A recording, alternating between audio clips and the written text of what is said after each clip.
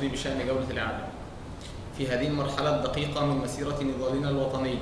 من أجل تحقيق مطالب الثورة واستحقاقات دماء الشهداء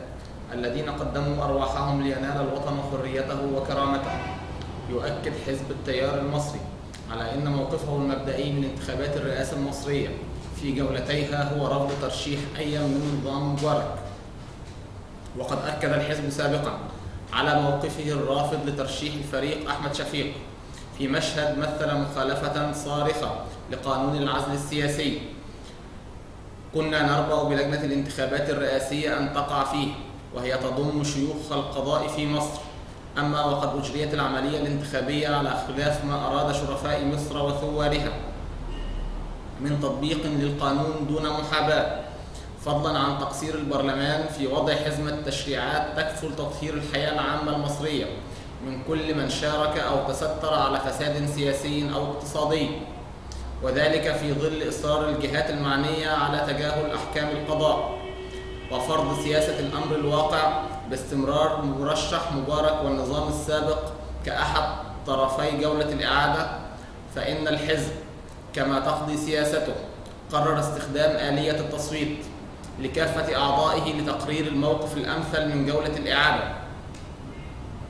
وأجري التصويت على خيار من اثنين: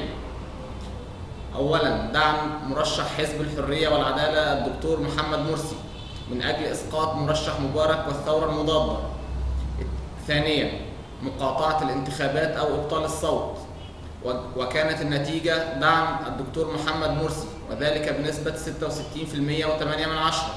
وذلك في مقابل 31% مع مقاطعة الانتخابات أو إبطال الصوت،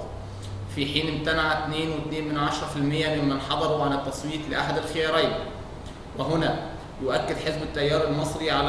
على عدة أمور: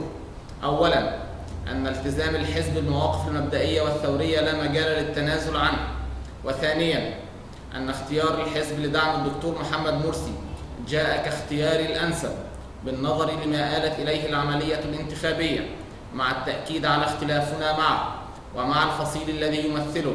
في برنامجه وأجندته السياسية، فضلاً عن غالبية المواقف السياسية منذ بداية الثورة. إن اختيارات أعضاء الحزب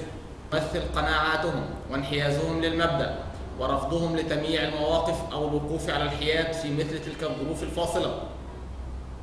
وإصراراً لا هودة فيه على عزل مرشح مبارك إن لم يكن بالقانون فبالصمت.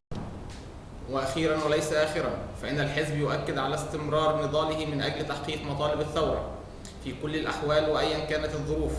ولن يتوقف الحزب عن العمل حتى يتحقق لشعبنا العظيم ما يصبو إليه وما هتف واستمر يهتف به: